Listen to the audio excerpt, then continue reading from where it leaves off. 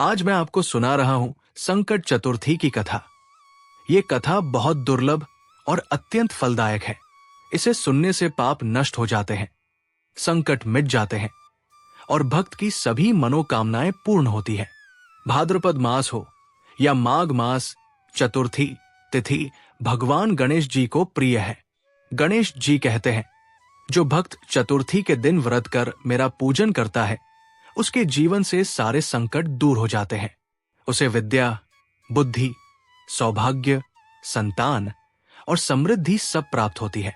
इस व्रत का नाम ही है संकट चतुर्थी, अर्थात जो भी संकट हो उसका नाश होता है। बहुत समय पहले की बात है। एक नगर में एक बहुत बड़ा सेठ रहता था। उसके पास धन दौलत, गाड़ी घोड़े, महल संपत्ति सब कुछ था, परंतु उसका कोई संतान नहीं थी। उसकी पत्नी रोज भगवानों से यही प्रार्थना करती, हे गणपति बप्पा, हमें भी संतान का सुख दीजिए। एक दिन एक साधु उनके द्वार पर आए। सेठानी ने उन्हें भक्ति भाव से भोजन कराया। प्रसन्न होकर साधु ने कहा, बेटी, यदि तू संकट चतुर्थी का व्रत करेगी और गणपति जी का पूजन करेगी तो तेरी गोद भर जाएगी। सेठानी ने उसी दिन से ये व्रत प्रारंभ कर दिया।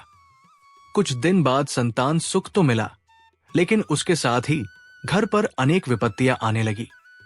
कभी धन चोरी हो जाता, कभी बीमारी आ जाती, कभी व्यापार में हानि होती। पड़ोस की औरतें ताना देने लगी। देखा, गणपति का व्रत करने का कोई फल नहीं मिला, लेकिन सेठानी ने श्रद्धा नहीं छोड़ी। वो हर महीने संकट चतुर्थी का व्रत करती रही। एक रात सपने में गणेश जी प्रकट हुए। उनके हाथ में अंकुश, परशु और मोदक थे। वाहन मूषक उनके साथ था। गणेश जी बोले, हे सती, संकट चतुर्थी का व्रत कभी व्यर्थ नहीं जाता। ये सब जो संकट तुझे दिख रहे हैं, ये केवल तेरी परीक्षा है। शीघ्र ही तुझे पुत्र रत्न मिलेगा और तेरा घर धन धान्य से भर जाएगा। इतना कहकर गणेश जी अंतर्धान हो गए।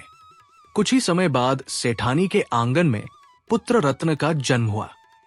घर में उत्सव हुआ, लेकिन कुछ ही महीनों बाद बच्चा बीमार रहने लगा। राजवैद्य ने कहा, यह बालक अधिक दिनों तक जीवित नहीं रहेगा। सेठ और सेठानी दुखी होकर चौथ माता से प्रार्थना करने लगे। उसी रात एक अद्भुत घटना हुई। आधी रात को उनके घर के आंगन में दिव्य प्रकाश फैला। चौथ माता स्वयं प्रकट हुई और बोली, डर मत बेटी, मैं तुम्हारे पुत्र की रक्षा करूंगी। गणेश जी अपने वाहन मूषक पर सवार होकर आए और उन्होंने अपनी सूंड से उस शिशु के माथे को स्पर्श किया। तुरंत ही बच्चा स्वस्थ हो गया। इसी नगर में एक विरूढ़क नामक राक्षस रहता था। उसने नगरवासियों को सताना शुरू कर दिया। वो रोज कहता, प्रत्येक घर से एक बच्चा मेरी भेंट में दो, नहीं तो पूरा नगर नष्ट कर दूंगा। सभी नगरवासी भयभीत थे। सेठ के पुत्र की बारी आई। लोग रोने लगे, अब तो ये बच्चा नहीं बचेगा। लेकिन सेठानी बोली, मैंने संकट चतुर्थी का व्रत किया है, मेरे बेटे की रक्षा गणेश जी अवश्य करेंगे। जैसे ही राक्षस बच्चे को लेने आया, गणेश जी मूषक पर सवार होकर प्रकट हुए। राक्षस ने हंसते हुए कहा, अरे मोटे पेट वाले देवता, तू मुझे रोकेगा? गणेश जी ने अपने अंकुश और परशु से उस पर वार किया। राक्षस ने पहाड़ उठाकर फेंका। गणेश जी ने उसे चूर्ण कर दिया। राक्षस ने अग्नि फेंकी। गणेश जी ने अपनी सूंड से उसे पी लिया।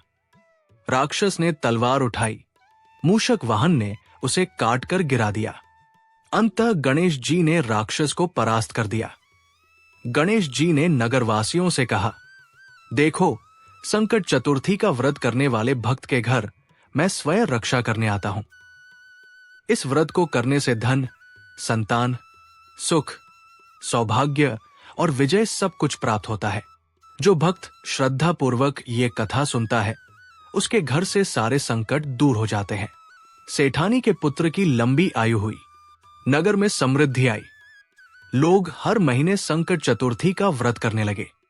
इस प्रकार संकट चतुर्थी का व्रत सदा फलदायक और कल्याणकारी है। बोलिए चौथ माता की जय। बोलिए गणपति बप्पा मौर्या।